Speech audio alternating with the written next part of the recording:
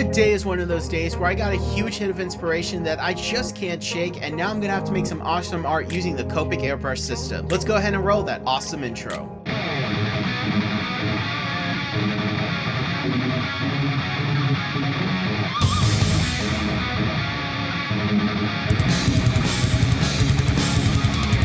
What's up guys, I'm J-Rod at battlebrawlerproductions. You're new to the channel, welcome. We craft amazing comic book style illustrations through a variety of different mediums. Like I said in the beginning of the video, I had some inspiration, and when inspiration hits me this strong, I have to put it to paper. I have to stop everything I'm doing and just work on it, and this is one. I'm very excited to bring it to life because I'll be using the Copic Airbrush system. Now if you guys remember a couple videos ago, I did get the chance to use it, talk about it, make some art with it, and tell you all my thoughts on it and why I recommend and why I think this is a really good tool to have, especially if you have a lot of Copics like me, and you also have an interest in airbrush. But I thought I could take this step further because I really like the piece that we made for the video, but I want to make something even bigger. I want to make something more epic, and this is my thought. This image right here was my inspiration, the Pillars of Creation / the Hand of God. As soon as I saw it, I was like, I have to bring that to life. I have an amazing idea for an illustration. I have to draw it, and I thought, you know what? I have to go big. I have to go bigger than what I normally do. So I went out and I purchased this giant sheet of illustration board by Crescent. This is 20 by 30, 14 ply, and I am going to make the most epic piece of artwork that I've ever made using the airbrush system and my Copics. This is going to be one where I push myself further than I thought was possible. So what we're going to need now is the base drawing, and then we're going to do as many layers as we need to build up and create an absolutely stunning illustration. So let's go ahead and roll that super time lapse. Starting this project by taping my borders down so I can have a nice clean edge, and I decided to show you guys my penciling process. Now this is something I normally don't do, as my penciling can take quite a bit of time and I like to keep everything nice, tight, and controlled, but here with this one being a little more on the loose and gestural side, I figured it would be good to show you that process. Now I went out and printed the image that I'm using as my reference because both my camera and my laptop are behind me, and normally I would use my laptop for that. So just having that printout really did help, and I just went in and did everything loose and gestural. I knew I wasn't going to have to be super detailed, and I knew I couldn't be. I can't recreate every possible cloud and angle and star and dust particle in this piece, so I wanted to keep everything loose and gestural. I knew that I was going to capture the feel and the silhouette and the look of this, not all the details. And even then, a lot of those details and tones and values will be done in the airbrushing stage. So I took my time to make sure I had a really good roadmap to go off of so I could have a really good foundation to work and build upon. And this process didn't take too long, but I will say it was a very fun process to really go in and get those shapes down on paper. After doing those rough sketches in my sketchbook, I'm really happy to be able to get the full piece started. Alrighty, our initial pencils are done. You can kind of see them a little bit. I did them with my non-photo blue pencil, and the reason is because I needed some really light lines. As a reminder, alcohol markers are a semi-transparent coloring medium, just like watercolor, just like watercolor markers, just like colored India ink is transparent, so you will see the initial sketches underneath if you're not careful. So I need something super light, which is why it's very difficult for you guys to see. You can see it a little bit there. It's also a lot more loose and almost impressionistic compared to my more detailed style. And what I found when I did my first ever airbrush piece, it really does help to be a little more loose, a little more spontaneous. Watercolor I've described as controlled chaos, and that's how I would describe like the cosmos in space. It looks like controlled chaos, and I want to get that effect, so I'm going to be a little more looser, a little more impressionistic, a little more abstract, a little out of my comfort zone, but I think it'll look really good. So now we just got to do the astronaut right here, which we'll do on a separate piece of paper.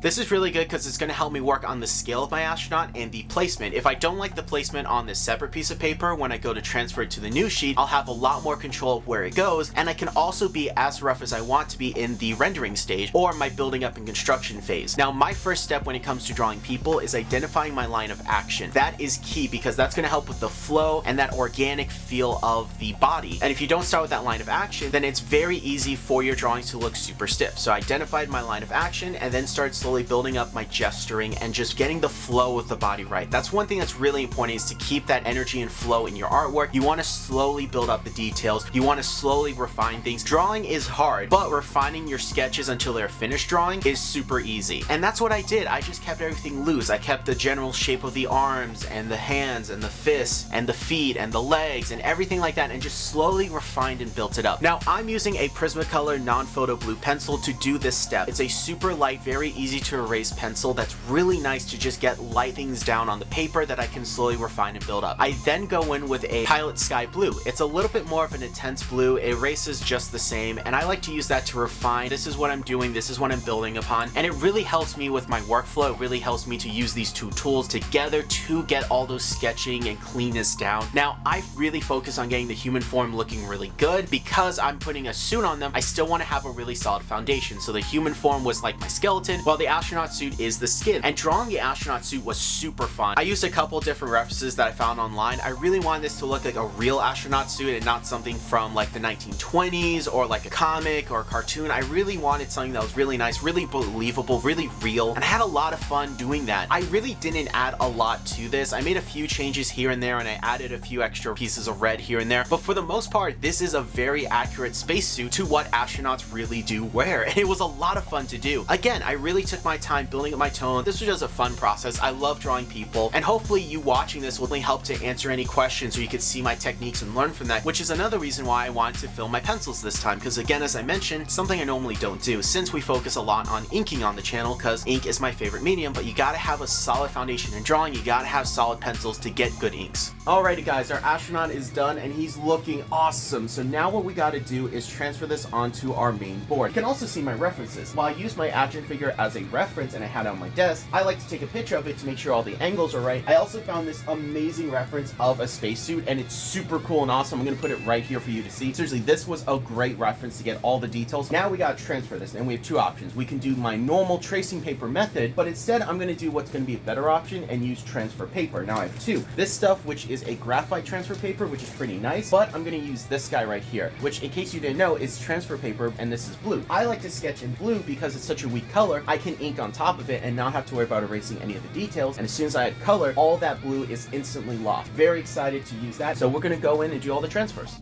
And this was a super easy process, and I absolutely love it. It's super fun, very easy to do, and it helps me just control not only the placement of where our astronaut is, but to also keep everything nice and clean, because if I did draw it again on our board, I would be a lot more rough, and I have a higher risk of actually damaging the board. But this way keeps everything nice and safe, and while it does take a little bit longer, seriously guys, it is super worth it. Also watching Young Justice during this, so that was really nice as well. And after our astronaut was fully transferred over, we were ready to move into our inking stage.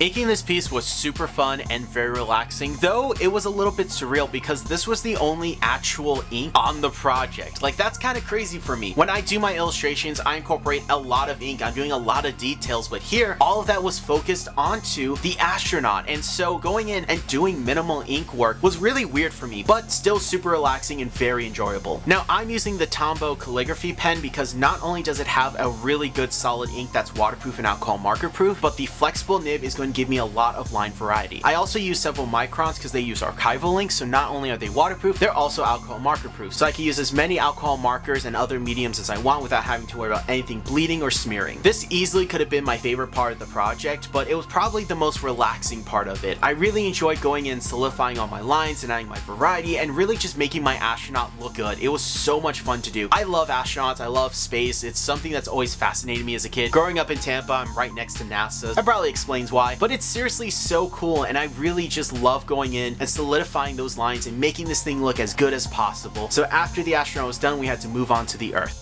Alrighty, so our astronaut is done. I'm gonna let this dry, and then we're gonna go in and do the Earth right here, and then we can start masking everything off, and then we can go in and start doing the background and the airbrushing. I am so excited, guys. This is going to be really fun, and it's gonna come out looking really good. So a lot more work to do, but man, is it going to be worth it.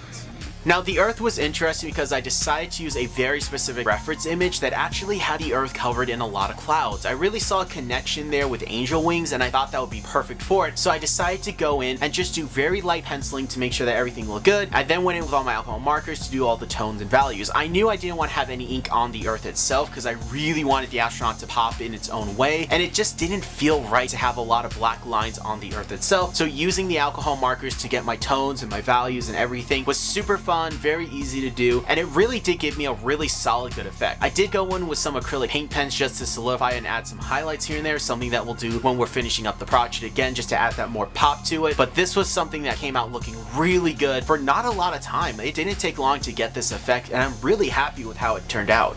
Trying to mask off this project was insanely difficult, and I learned quite a few things. At first, I tried tracing paper. It was super light, very easy to cut, and I thought it would do the job, but unfortunately, the detail work was just too intricate for it, and it wasn't properly adhering to the page, and I would have had a lot of issues if I proceeded with the project with this technique. So then I thought, you know what, if tracing paper doesn't work, let me try something else. Let me try something that would work, and that also didn't work. So I tried acetate, and let me tell you, that was an even worse idea. For one, the sheets that I had were way too small, so I had to tape several together to get something even remotely big enough to cover the area, but then going in and tracing the complex and intricate shapes of my space hand was a nightmare to cut out. Seriously, this took hours, and it just looked horrible, where it was just not coming out right. The cuts were too square, or it would tear and rip, and just didn't look good. And this entire process took several hours to get to something that I just couldn't use. It was super disheartening, but I eventually found something that did work.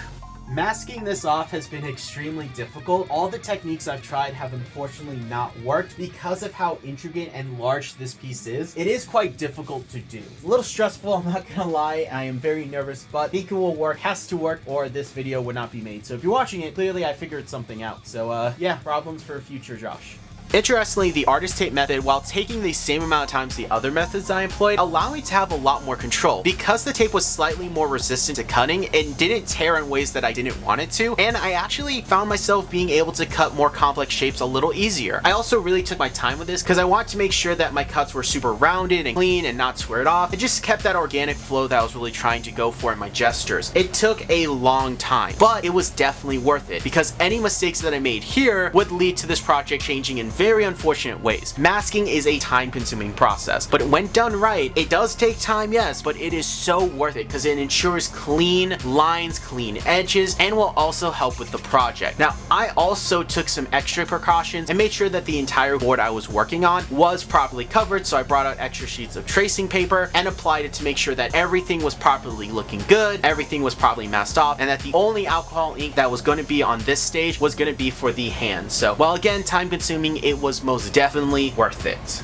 After hours of artist taping and then cutting the tape and peeling it off and then applying masking tape and transfer paper, I finally got this fully masked out and looking really good. Now I can go in and start doing all of my spray paint and coloring, and that's where this sheet is going to come in handy. Now these 15 colors were handpicked for my massive Copic collection, not only just to make sure that I match my reference image, but also that I'm able to convey the mood and the feeling that I want to have in this piece. Now if you pause and look, you're probably going to see 16. That's because I originally was going to include this green, but I decided not to, so that's why it's 15 colors. Quite a lot of yellows, quite a lot of blues, a little bit of purple, and a little bit of red. But I think this is going to be everything we need to bring this piece to life. And I also have them stored right here in this drawer, all organized so I can go in, switch colors on the fly, and start to build up my tones and values. I'm going to be doing the hand first and put all my lighter colors in, and then I'll reverse mask it, getting all the hand and everything here masked off so I can do the background. So let's go ahead and roll. Awesome time lapse.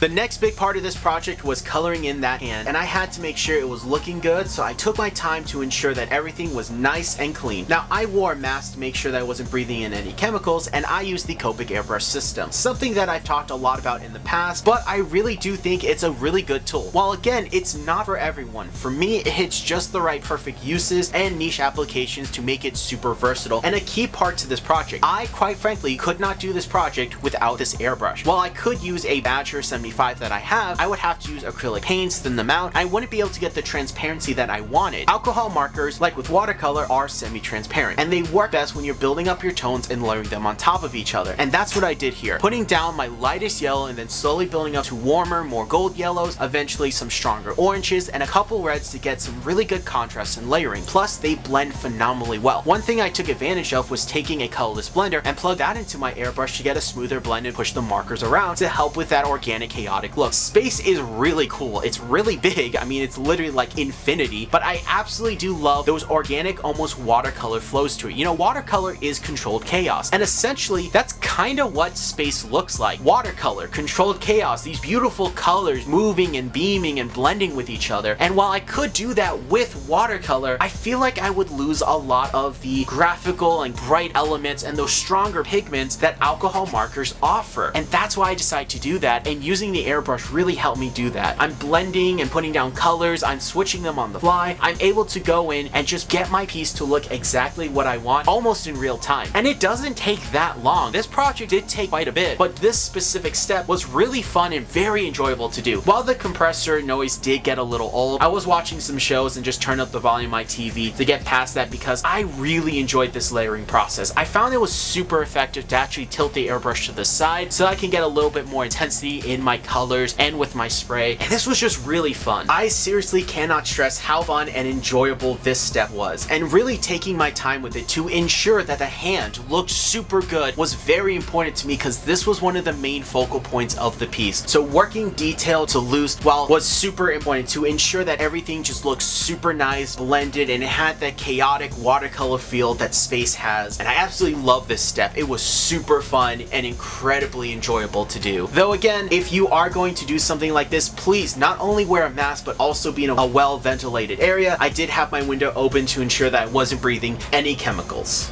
I'm not gonna lie, I had a couple of doubts, but this is really starting to come together and look absolutely amazing. And the crazy part is, this is our first layer. Now, we can't move on to layer 2 until we get the rest of the background done. So we have to remove all of our masking tape and all of our masking that we put down, and then remask the hands so we could do the blues, purples, and the rest of the background. The reason we need to mask the hands is because alcohols are semi-transparent, and because of that, just like with watercolor, they'll remix. So unfortunately, these would mix to create a green, and that's not what we want. We want a solid blue and a yellow. We do not want green. So that's why we need to remask everything and then go in and do the rest of the background, and then we can start adding our second layer, which is really going to add a lot of life, energy, and just vibrancy to the piece. We're really going to make this thing pop even more, and this thing just looks so cool. I can't wait to move into that. So let's go ahead and start our masking.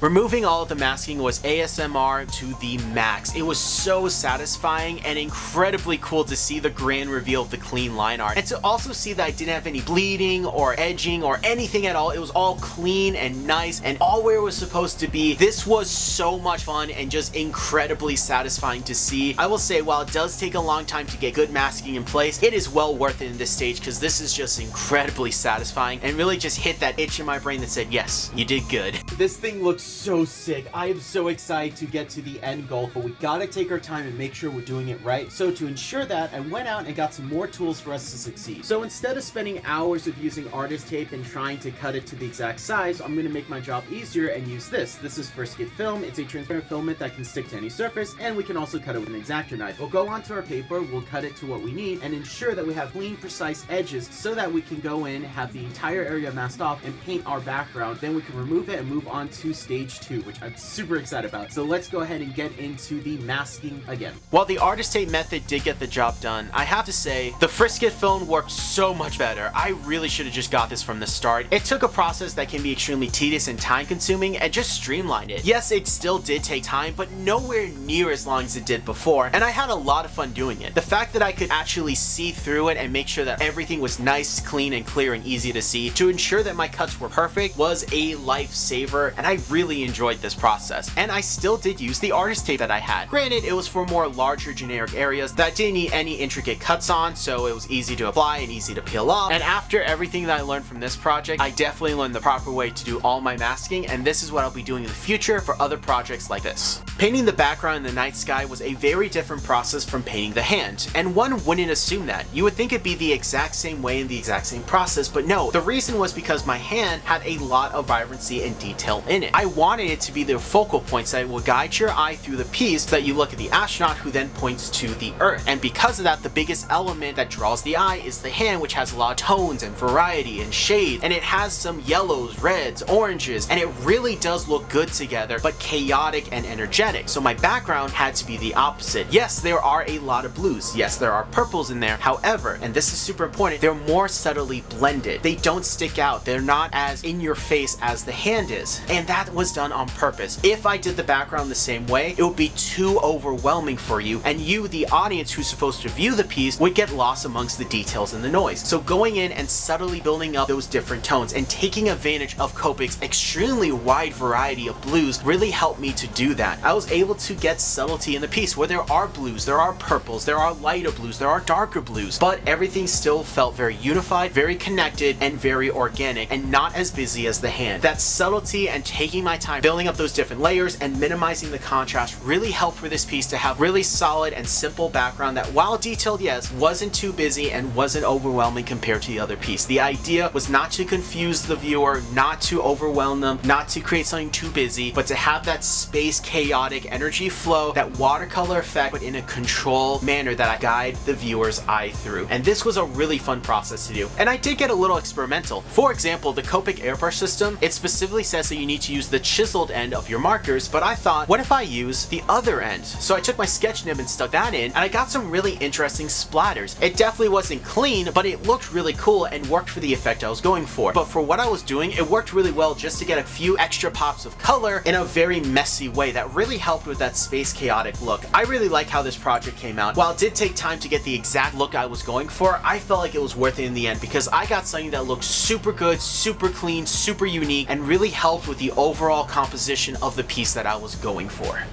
Every time I look at this gets more and more epic. I'm so excited. Now that the rest of the background is done, we can remove almost all of our masks. We're definitely going to remove the hand, but the astronaut and the earth is going to stay in place because we need to keep those masks off before we can go into level 2 of coloring. So let's go ahead and see what this looks like, reveal, and hope our masking job held up, because if it didn't, we will experience some discoloring, but we can try and make it work. I'm really excited to see how this is coming along.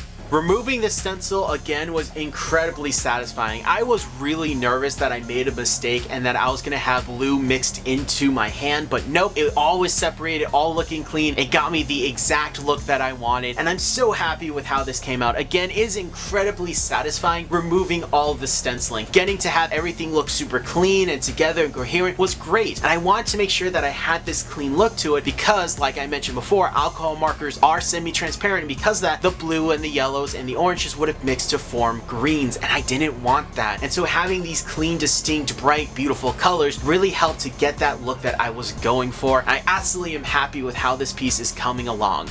Every break that I take to give you guys an update just reveals how much more epic this piece is becoming. I absolutely love how this looks, and I love how clean and crisp our masking work. I love how there's no cross coverage in an area we didn't want. We have our two major areas of our background fully established, meaning that part 1 of our rendering is done. So that is the background, the base layer. Now we can move on to stage 2. Now stage 2 is going to be broken up into a few different steps. Step 1 is going to be coloring it with these colored pencils. Now these are mostly going to be wax-based colored pencils. I like to use them specifically because I can melt the wax with the alcohol ink for better and smoother blends. But I do have one oil-based, this red one, and that one I can't use that technique with, but I'm going to get more vibrant reds, which, since red's my favorite color and there's quite a few little spots of red in here, I really want to take advantage to make those really pop and just add that little more contrast into this piece. After this is done, we're going to use some of our acrylic paint pens to add that star effect to help with that kind of organic, chaotic flow that space has, and then we're going to build upon it more with layers of spray varnishes, both to seal the piece and protect it and to add new effects. So let's go ahead and dive in and keep rolling that super time lapse. Now that the majority of airbrushing was done, we can move on to the detailing stage to really make this piece pop and come to life and add a lot more to it than we could just using markers. And that's where our secret tool comes in, colored pencils. Something about colored pencils that a lot of people don't realize is they are a great companion piece with alcohol markers. Not only are they slightly more opaque so you can layer them really well, but if you have wax-based colored pencils, you can actually melt the wax with alcohol ink. Something about the alcohol ink creates a chemical reaction that creates a smoother, more natural blend with wax-based colored pencils. This is why I specifically use Prismacolor pencils, as they have really good pigment to wax ratio, allowing me to have a lot of strong colors and vibrancy while also being able to melt the wax easily for a smoother blend. And this was a very fun process to do, though time consuming. I took my time really building up my tones and values and making sure I was getting everything I wanted, and even experiment a little by adding a little bit of a subtlety glow to everything. While it didn't come out exactly as I liked, it did grow on me, and I did take my time refining and blending and really creating something really smooth and nice. It was a very fun process that helped to add a vibrancy and life to this piece that it so desperately needed to convey that space energy look. While our airbrush did do a good job getting us 80% of the way there, these final steps we're taking closes the gap to get us that final 20% there, so we're at 100% completion. And while again it does take time, it is worth it because it adds so much more to the alcohol artwork.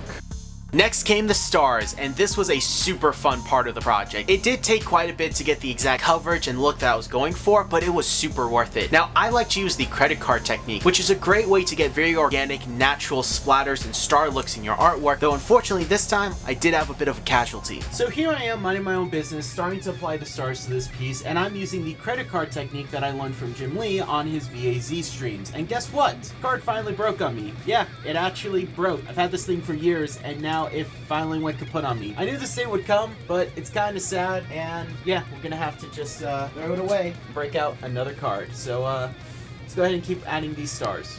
After saying goodbye to my favorite card and grabbing a spare, I then went in and added a ton of stars. Seriously, this was a super long, time-consuming process, but in my opinion, it's time well spent, because I was able to really add that variety and chaotic energy and that natural organic flow that space has, and using this technique helps with that. If I was to go in and do all the stars by hand, it just wouldn't look right. It'll look too fake, it'll look too artificial. This really helps give that organic, natural feel. Now, I like to use several different products when I do this technique, and my go-to has always been the Presto Correction Pen by Pentel. It's a super good solid opaque white that goes over almost everything, and it doesn't discolor. I used to use Jot and Big correction pens, but unfortunately those actually discolor in two different ways. The Big turns orange and the Jot turns blue, leading to several issues that I wanted to avoid, which is why Pentel is the best. Other supplies that I like to use for this technique are paint pens or acrylic inks. Both are really good because they're super liquidy, so you really get that solid splatter effect, but they also come in a bunch of different colors and they're easy to put onto the card. The paint pens I just overpump on the card, and with the acrylic inks I just use the eyedropper. That's how I'm able to get a lot of different colors for this effect. Or white, light blue, blue, purple, yellow, off-white, two different reds, and even a little bit of black to add just that little bit of odd pop to everything. By the time I had all the stars in place, my hand was hurting a bit, but it was well worth it because it really helped to add to that organic life and energy that this piece needed to be complete. Varnishing, that has to be our next step, because we are going to make sure that we preserve this piece, as one of the downsides to alcohol markers is they have a low light fastness, which basically means how long the artwork lasts before it fades. The Kmart varnish by Krylon does a really good job not only sealing pretty much everything out there, but it also preserves that light fastness and makes sure your pieces last much longer, and also creates protective coatings, which are great for what we're going to do with our next step. This is a halogram glitter varnish. This is by Montana, and this is really cool because it's going to help to give us that shiny star effect, and I specifically chose this one because of that beautiful galaxy look. I absolutely love this, and spraying it on top of the varnish will help to ensure that it doesn't cause any discoloring, any issues, and I'm really excited to see how this is going to look. Now, if you notice, we still have Earth and our astronaut covered. That is on purpose. We want to make sure that these are not glossy. We want these to stand out and be matte. After we do our glitter varnish, we will spray these areas here after doing a few touch-ups. Man, guys, this piece is really coming together, so let's go ahead and move it to the next stage.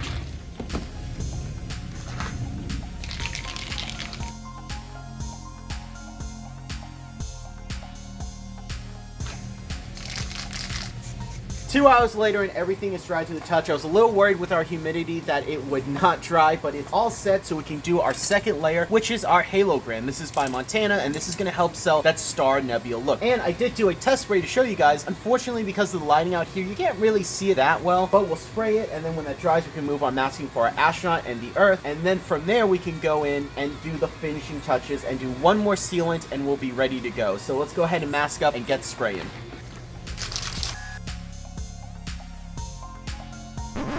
Oh, let's get into my camera. We're back inside, and this piece is fully dry and looking amazing. I love how that halogram just added that little pop that this piece really needed, just to give it that little extra space push. But all that's left for us to do now is to remove the masking of the Earth, the astronaut, and our border, and after that we can add the finishing touches, reseal it, and we are good to go to get it framed. And I am so excited to see this piece fully done, looking good, fully framed. It's going to be amazing. So let's go ahead and add that little bit that we need. After the piece had plenty of time to dry, I went in and removed the artist tape that was on the Earth and our astronaut, and it came off really easy, though I did notice a little bit of damage on our astronaut. It was just some ink that peeled off tape, and it was very easy to fix. I went with my Tombow calligraphy and micron pens to do all the detail work, cleaning up areas, thinking out lines, and also adding that line variety that I talked about earlier. It really helps to make this astronaut look a lot more visually appealing and dynamic, helping with the whole aesthetic I was going for. After everything was looking good with the astronaut, I even went in with a couple different Copic markers to help touch up some of the white areas that were was showing from the masking and just adding a little bit more just to help make it look more clean and professional. I then moved my attention to the earth, where I did a little bit more blending with my alcohol markers. I used a couple more grays, I even used a little bit more blues and a little bit of greens, and then I went in with the paint pens to really make it pop. I used white and I also used blue to give it a lot more life and really like how it came out. I love how it looks, and after that was all done, it was just again those final little touches, making sure everything looked good and just double checking the piece. I also made sure to spray it so that those areas were properly sealed and protected, and everything came out looking so good. Now we can move on to our final step. We are almost there. Just gotta do the final KMR varnish and we are all set. Then we can remove the artist tape border and we will be ready to frame. Seriously guys, this piece is coming along so well. I absolutely love it. Again, every update I give, I just love this project more and more. So let's go ahead and do the final touches.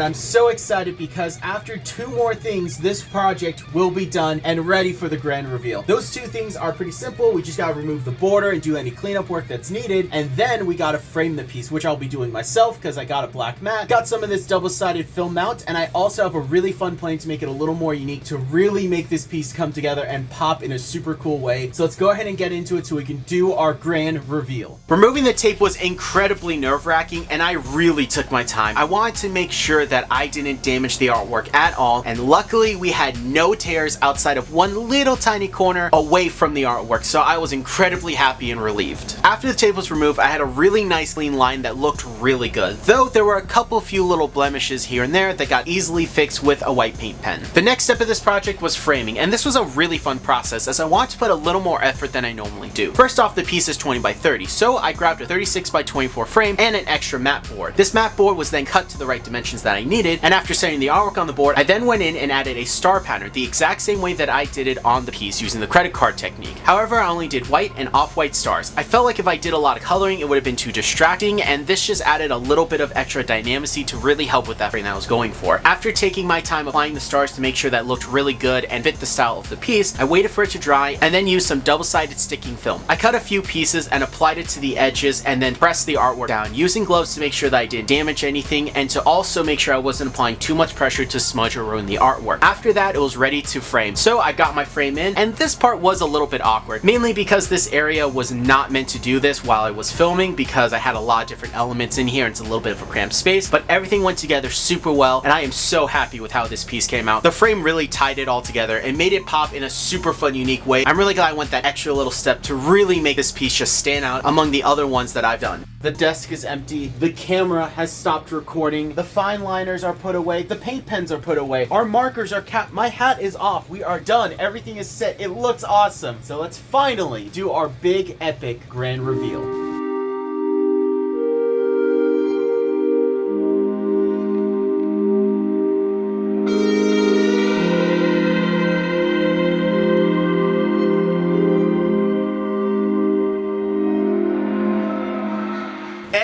Done, and guys, I absolutely love how this piece came out. Easily one of my top 10 favorite pieces I have ever made. This is so cool, super unique. I'm so glad I pushed myself and challenged myself and created something I never thought I would create, and I love how it came out. It really is a fun piece, and I'm glad I went the extra mile to get it framed. And if you guys like this piece, as always, it's available on my ArtStation account for those digital downloads and physical posters and reproductions that you can get of the artwork. We have not just 2, but 4 versions of this available. Both a super saturated one and one that is more close to what it looks like in real life. Plus, we also made it available to have the black border with or without on both. So all 4 of those are available, both digital and physical posters that you can have order on canvas, on metal, different material. It really does help the channel out, and it's that first link in the description down below. But I have to say, guys, I am so proud of this piece, and this one has a little bit of a meaning and a message behind it. Normally, I don't do that with my artwork, but this is one that I got some inspiration, and seeing the pillars of creation, seeing how it's sometimes people call it the hand of God, and so it's God holding humanity, which is represented as this astronaut right here. He is holding on to us, keeping us safe as we explore the cosmos in this beautiful world that he's created. And we're looking back on our home world and we're doing the same. We're holding it in our hands as we explore the rest of God's creation. Felt the inspiration, I had to put it in there. And I want to know, what do you guys think of this piece? Do you guys like it? Do you hate it? What could I have done to make it better? I love hearing your guys' feedback. Not only does it help me become a better content creator, but it helps me become a better artist. And hopefully you guys seeing the thought process and everything that went into it will inspire you guys to create some really cool art that's really really what this channel is about, is inspiring you guys and doing artwork and showing techniques, because art is so versatile and you can do so much with it, and this is the inspiration that hit me. As always, thank you all so much for watching. Leave a comment like I mentioned, like the video, subscribe for more art and animation based content. Remember, I'm J-Rod at battlebrawlerproductions. I draw a pound my own soul, and just thank you all again so much for watching me create this amazing piece. I'm so proud of it, and I really am glad that I got the chance to make it for you guys.